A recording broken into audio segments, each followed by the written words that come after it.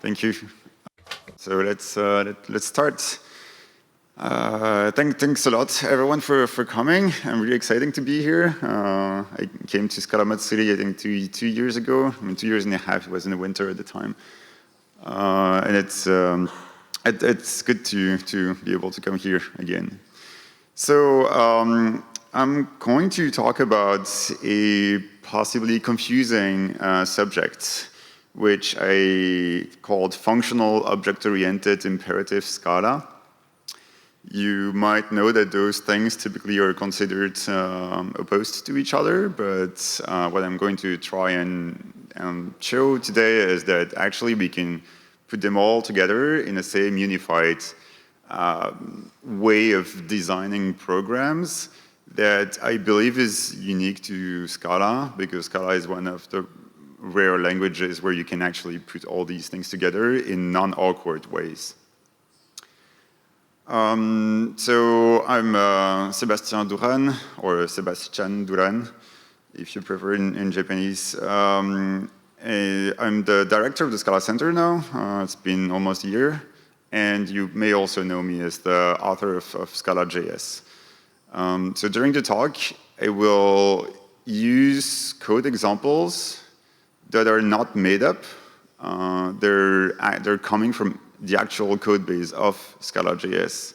So everything that you see is, except the very first example, is code that I actually write in my day-to-day job.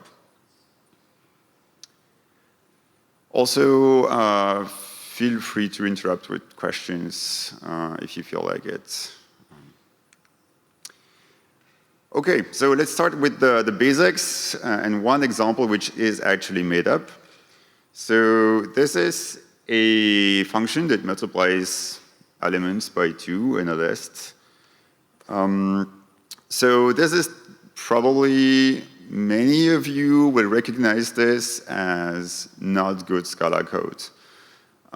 So here I'm declaring a variable which is result, which is a list. I assign it to nil first, and then I use a while loop with the variable I for the index. And on each iteration, I go and access the ith element of the list, which is bad. And I add it to the result list, which is also bad. So this algorithm is absolutely terrible. Don't write this. But this is also what you might want to write if you're just starting with Scala and you have no experience with the language, with its data structures, and with functional programming in general. So let's start by simplifying this thing one step at a time, so that we eventually get to the idiomatic Scala thing to do. So the first thing we want to do is get rid of this explicit index and the explicit while loop. So we can instead use a range and a for comprehension to iterate over the indices in a slightly nicer way. So here I haven't really changed the algorithm. I have just used a for with a range instead of having a variable I and a while loop. So it's not much better. It's just a little bit more readable. We can go one step further for efficiency this time. So in the previous slide, I had the variable results with a list, and I kept adding at the end of the list. This typically you don't want to do, because adding at the end of a list like this is big O of n, so it takes a while. So instead what you can do is declare a value, which is this time a builder for a list. And on the builder, you can add elements in constant time immediately with the plus equal methods.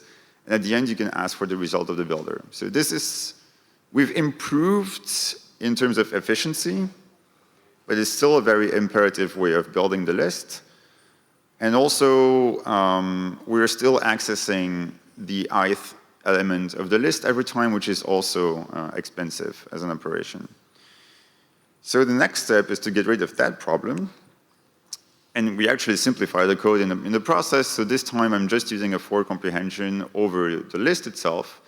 So x is going to go from to every element of the list, and this time in a constant time fashion. So now we have like efficient code that is pretty readable. It is imperative, like we're mutating a builder, and then we get the result.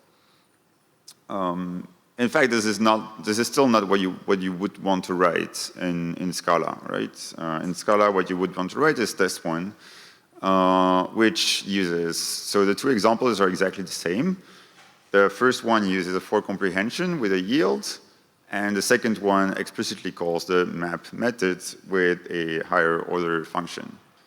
So here, for those who don't know, the map method is really a thing that I can call in a map, and for every element, it's just going to return me the double of that element, and it gives me a resulting list. And the for with the yield is just syntactic sugar. It means exactly the same thing as the call to map.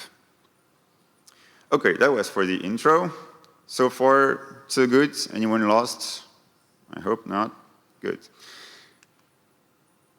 Okay, so I just simplified the code and got rid of my mutable variables and of my mutable builders. But sometimes builders are actually better because the code that we can write is more readable.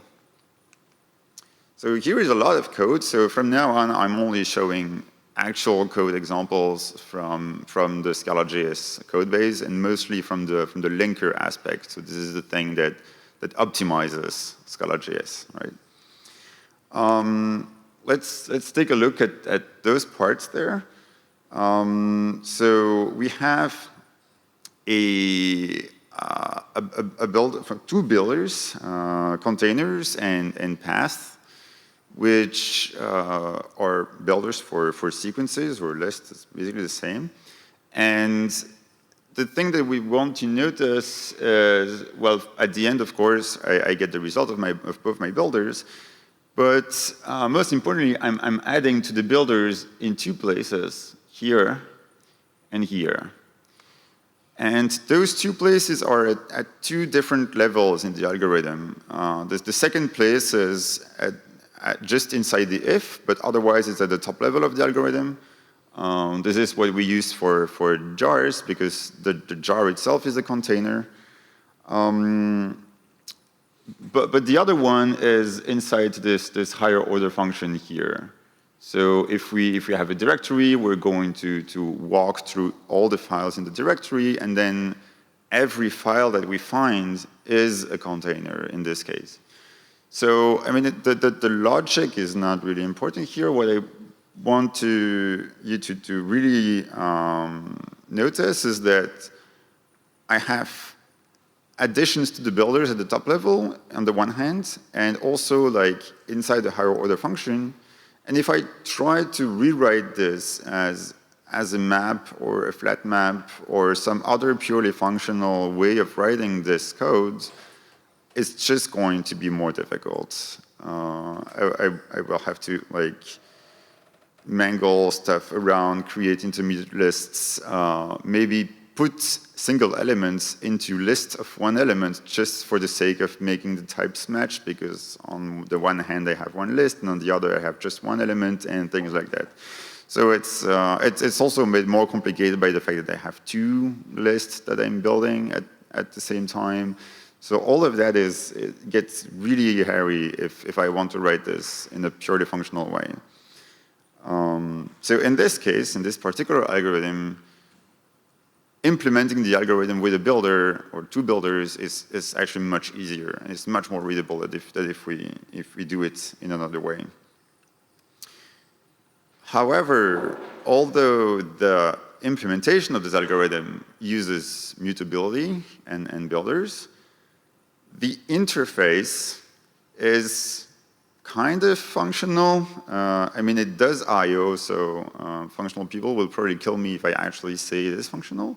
But it's functional-ish, because for any given run of this code, the files don't change in the middle, right? So At the time I read them, I will have exactly one output, and I can keep repeating calling that same function during one run. The files haven't changed, so it's basically functional, even though it does I/O.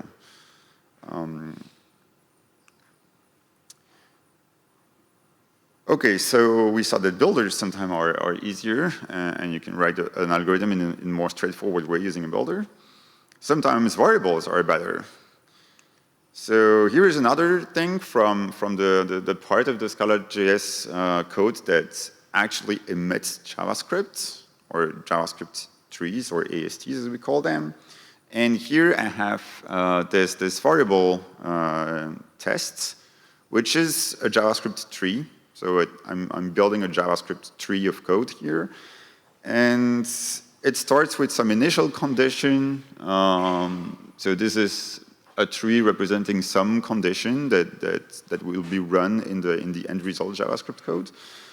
And then depending on several conditions that my optimizer knows about, so those are statically known, those ifs here are running during the time that we emit the code. Depending on a few other tests, I need to include, to admit other possibilities for this test condition that will be written down in the end result JavaScript code. And I do that through several assignments, basically, where at each time I build a larger AST containing ORs conditions. And sometimes here I have, again, a nested if, where if this is true, then I do this. But then if additionally this one is true as well, then I have this other condition as well, etc., etc. So to give you this, I can definitely write using purely functional code using values, but it looks like this. It's longer. It's really longer, and it's also more difficult to read, to write, and to modify, which is kind of counterintuitive. Usually when we talk about functional programming, we always keep saying, functional programming, it's easier to read, you can more easily modify the code, especially you can reorder stuff easily. But here, this is, in this case, for this specific algorithm, this is the purely functional variant, and it's more complicated. And I have to pay attention to many more things. The first value, I need to give it the name test0, and then to compute the next step, I have to call it test1, and then I have to pay attention to refer to test0 in the two branches. So far, it's fine, because if I try to access any other thing here instead of test0, it's going to be a compile error. But this thing repeats. I compute test2, and then I have to use test1 to compute it, and if when I try to compute test2, I use test0 by accident, the compiler is not going to help me. And it's also kind of confusing that I have test2 inside and then test3 outside, because I need test2, which is inside, to compute the other one. I mean, basically, this whole thing, this is not the kind of code I want to write, that I want to read. It's just, to me, it's definitely more complicated to read than the imperative version. But again, the function as a whole, if you look at it from the outside, is purely functional. Here, it's really just the inside that are implemented in a mutable way. So this is an idiom that I use a lot. So I will have functions whose API is really a functional API, or functional-ish. Depends whether I'm doing I/O or not, but the last example was really purely functional. So the API is functional because when you compose things when you compose the functions together, there it becomes much easier to reason in a functional way. But inside the function, if using mutability like builders or variables happens to be more readable or more efficient for some reason, it's okay to do it. I do it all the time. So, but of course, I mean, do that only if it's actually more readable. Like if the purely functional version, like in the first example, is more readable, then there's no reason to do that, right? Another reason we might want to do this is if to implement an algorithm efficiently, we really need intermediate mutable data structures. Like, let's say you need a graph that you can modify things, or you need a hash map. Or, I mean, a hash map you can implement with an immutable map sometimes, but still you would have to have a variable which is an immutable map, or a value which is a mutable map. Anyway, if your algorithm that you want to implement is really efficient because it uses mutations somewhere, and there is no straightforward translation in a purely functional style that is actually as efficient, then it's also okay, like, to use like mutable data structures inside. I just mentioned here two examples of large algorithms, complicated algorithms that are inside the Scala.js optimizer.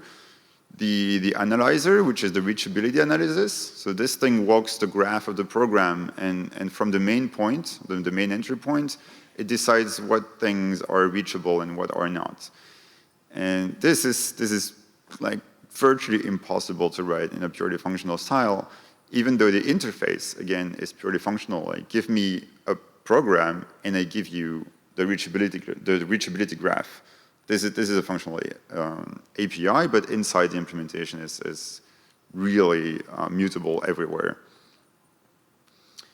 And another example is the change detection algorithm that is used in the optimizer, because we have an incremental optimizer. And to do that, well, you need to keep track of the previous state from last time, and then you have to mutate it on each run to update the incremental states, basically. If you use purely functional programming, you would have to redo it all over again every time. It's made also more complicated by the fact that this thing is also parallel, so it's a lot of shared mutable states. I'm not kidding. So it's delicate in the inside, but on the outside, again, it's a purely functional API, so it's fine. Okay, so far we've seen functions that are functional in their API, and inside we implement them in a mutable way if it's more readable. We can take this idiom and put it at a higher level in the program, and we can go from a single method to a full class, or an instance of a class at least. So here's an example. I have a class which is the emitter. This is the last phase of the Scala.js compiler. Is a thing that takes the SJSIR files and turns them into JavaScript. And so it basically has one method, which again is kind of functional. It takes a linking unit, which is the optimized program as a data structure, and it's going to dump it to a file using the builder that's there in the API. So of course, since it's a builder, it's not actually a functional API, but again, it's like functional-ish in the sense that we only write to this file once, and then we read it, and we don't modify it later, so it's okay. At least we can reason about it in a more or less functional way. But that's kind of beside the point here. The point is that to implement this, this method, which if you look just at the interface of the emitter class, emitter is basically immutable, right? The only thing you can give it a linking unit, and it's going to write to a file. But emitter as an interface is a functional interface. But if we look inside the class, we have zillions of ugly stuff. So first, one thing we have is the class caches. So Since we want to redo as little work as possible when you keep compiling the code, we only want to regenerate the JavaScript for the methods and the classes that have actually changed. So we maintain a cache of all the classes we've emitted last time the method was executed. Last time we called the emit all method. We stored in this cache the result of compiling every class, basically. And inside the emit all method, inside the class, when we're asked to emit again the same class, and we notice it hasn't changed because its hash is the same or something, we can fetch it from the cache. And if it has changed, then we recompute it and we store it in the cache. So the cache is definitely super mutable. And the difference with before is that this mutable state here is carried over across several invocations of the emit all method. So you call emit all, you receive a result, the state is still there. It's kept for the next time. In the examples we saw before, that was not the case, right? We called a function, it had state inside, but once you left the function, the state had disappeared. But now the state is actually carried over. It's kept in the instance. But the important part is if, as a user of the emitter class, you don't see it. You don't see this. You don't see this state at all. Like, if I had implemented emitter in a way that recomputes everything every time, you wouldn't notice. Like, it's not part of the API. And here, I have to invoke a very important concept from object orientation, which is encapsulation. So this class caches field, which is a mutable hash map, it's private to the object, and it doesn't leak. So this is really like bridging I have a functional API for the class, but inside the class, I use object-oriented like encapsulation to isolate my mutable state from the outside world. I can also do that with variables, so it's kind of the same, right? Here I have a thing, it's actually called state. This time it's a private, again, it's completely encapsulated. It also acts more or less like a cache.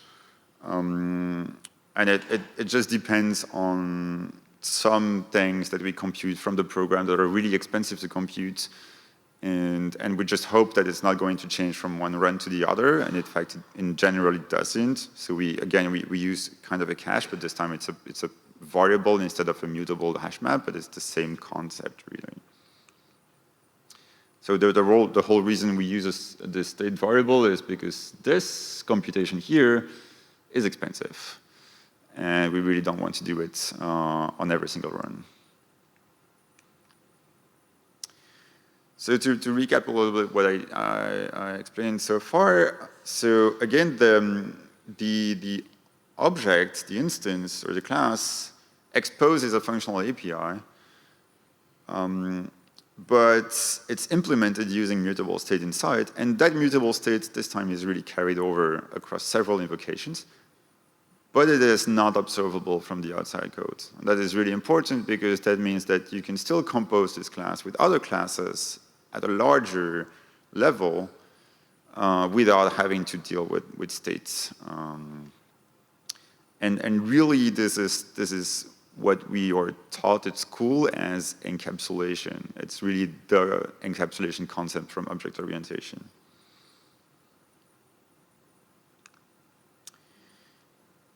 And this thing here is something that you cannot do using purely functional programming. Like it's not even a question of it's going to be less efficient. It's not possible. You cannot carry over some states from one invocation to another in a way that is completely encapsulated and that doesn't leak in any way to your public API. Like, of course, you could like encapsulate it in a way that you cannot tamper with it, but you would still have to expose it in the signature as a box of something opaque that that the user of your class has to carry around and sometime later give back to you. But you cannot keep it for yourself. You have to expose it in some way if you're going to really implement this idea in a purely functional way. So here we're really taking advantage of the imperative aspects of Scala and the object-oriented aspects for the encapsulation mechanism. And encapsulation of object orientation is actually important to expose a purely functional API. So it all comes together in this example, right? We're leveraging a unique power of combining those three things: the object orientation with its encapsulation, the imperative aspects with the mutable data structures inside that are carried around for incremental runs, but then exposing a purely functional API so that the users of your class don't have to worry about any of this. This is really, I mean, this is the slide, this is the takeaway slide. Like if you want to take one and picture and tweet it, this is the one.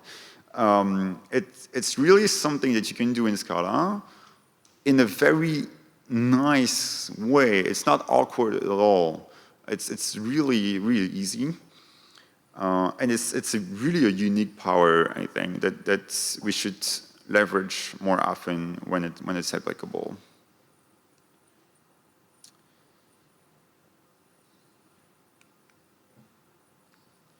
So we actually use this idiom, or this, should I say, design pattern, at several levels of the Scala.js optimizer. So we have the emitter, which is the one we just saw. The optimizer, with its incremental optimizer, uses the same mechanism.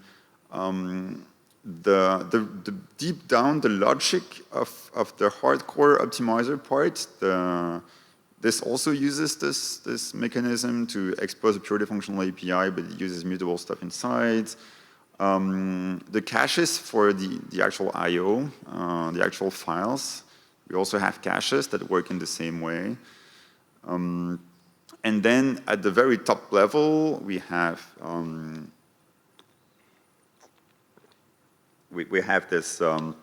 this link methods, which is like the entry point of all of Scala.js. Like, you have a bunch of SJSIR files, and you give them to the link method, and you receive one JS file. So this is like the entry point of everything. And again, this is like basically purely functional, but inside has all these mutability. And one point is that those things, they're nested inside each other, right? Inside the link method, you have somewhere caches for SJSIR files. Somewhere later, we have the optimizer. The optimizer inside has its nitty-gritty details, which uses this idiom again. And the emitter, again, has this idiom inside. So we have an entire architecture, really, which is composed of replicating this design pattern of functional API, encapsulated state, mutable implementation at various levels of the application, because really the Scala.js linker is really an application. And I think this is basically how I would describe how I architect Scala programs. Like this is what I do every day. Like every time I have to write something, basically my architecture in the large is going to look like this. It's a layer of this pattern replicated several times.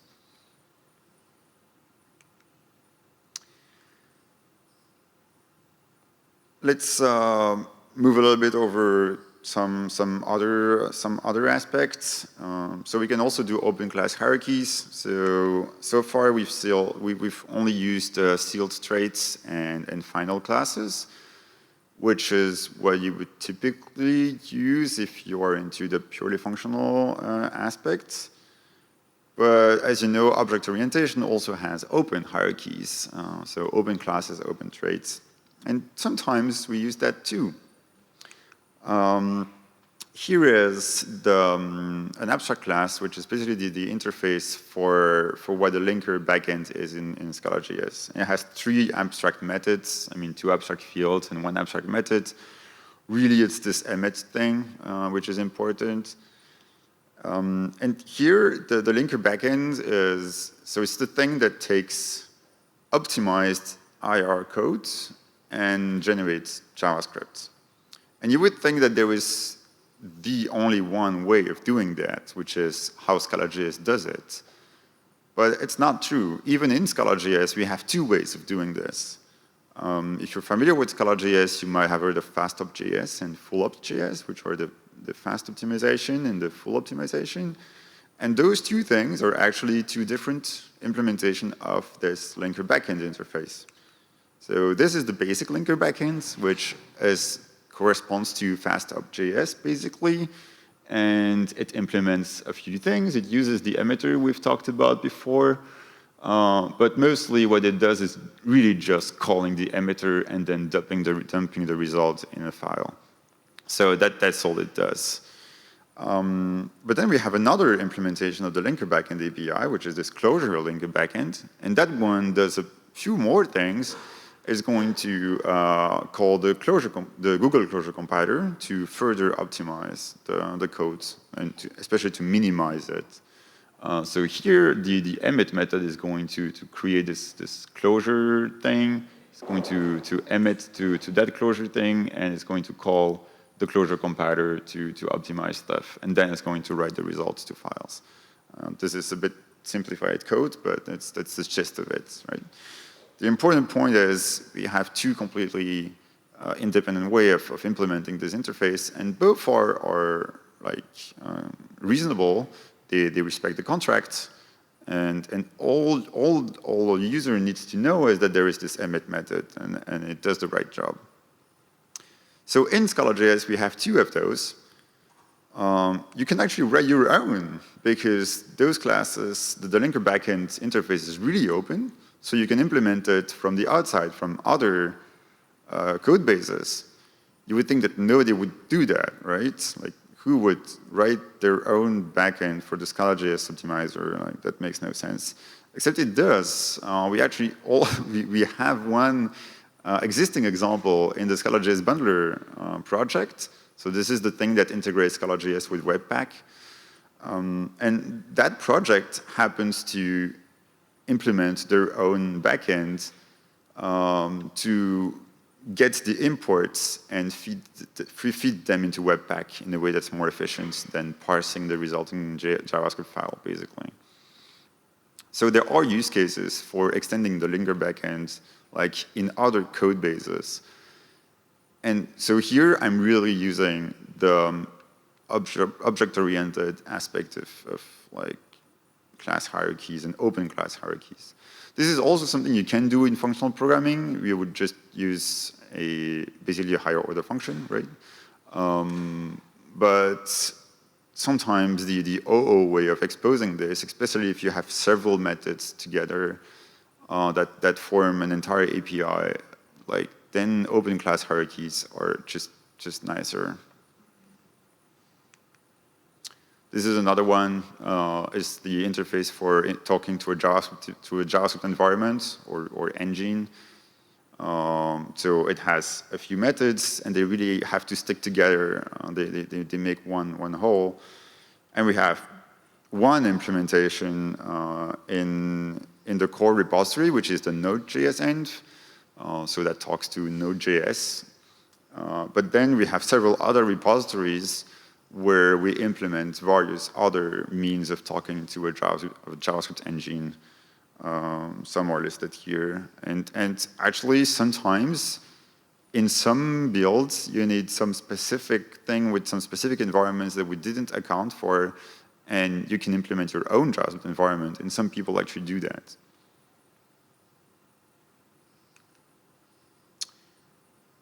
Yeah, I can't really do a talk that mentions functional in the title and not talk about the M word. So let me finish with that. So the M word, if you're not familiar, it's monads. So you would think that with the kind of architecture and philosophy I have with Scala, I would be like anti-monad or not use them, like, but there is actually a custom monad in the Scala.js codebase. I'm not kidding. So let's look at some code of the Scala.js emitter again. It uses this data structure which is with globals of something. Here it's a tree, here it's a function. And we manipulate these things all the time. And we compose them using, we call flat maps on them, and sometimes we use for comprehensions on them, depending on what is easier at a specific point. And with globals is actually a monad that is very dedicated to how the Scala.js compiler works. This is the implementation. It associates basically with the value of type A, it associates a set of string. And when you flat map two of those things, the set of strings, we reunion them basically. So this is not something you will find in a generic library. This is very custom for our purposes, right? And sometimes it's the right thing to do. It's implement your own monad, and we did it once. Actually, I have the proof that it's a monad in the comments. Okay, so there was a reason that I put time permitting on this slide, and I think time is not permitting, at least if I want to take some questions. So at this point, I'm happy to take questions. Thanks.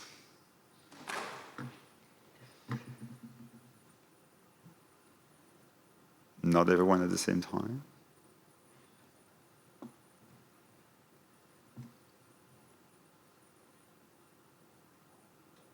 Okay, you really want me to dive into the codes. Let's go. So we have 3 minutes. Let's see what we can find for you. How do I, okay, this. I'm going to have to reorder this a bit if I don't kill it. Yeah. So let's see, what do we have here? Oh, that's the optimizer. Let's look at the class emitter, for which you've seen quite a few examples already. So let me put that bigger.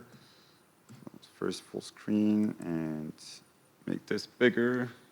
That should be fine. Can I kill this? I don't know. I can make it smaller at least. So let's look again at this this thing here. So this is something that I've shown earlier in the slides. So you can see that it's part of this function here, which basically generates the instance tests. Because in JavaScript you don't have isInstance of, right? So when we have an isInstance of in the Scala code, we have to compile it down to some custom code that's going to perform those instance tests, right? And this is the function of the compiler that for any given class is going to generate a few functions that will perform those instance of checks at runtime. And you can see that it takes a links class as argument, which is a purely functional thing, and returns a purely functional thing outside. But actually, it's going to inside. So I do a bunch of like pattern matching here. I haven't mentioned this before, but we use a lot of pattern matching, and then inside we have those mutable states. And we construct something, but then when we leave the function, it's all disappeared. A bit more here. Here we use case classes to represent the trees. I mean, all of this is standard Scala, the way you would expect, right? So I'm being told that I have, like, this is the last minute, so I'm going to stop here. And yeah, I'm happy to take questions afterwards or right now if you have time, I don't know. But yeah, okay, that's it. Thank you.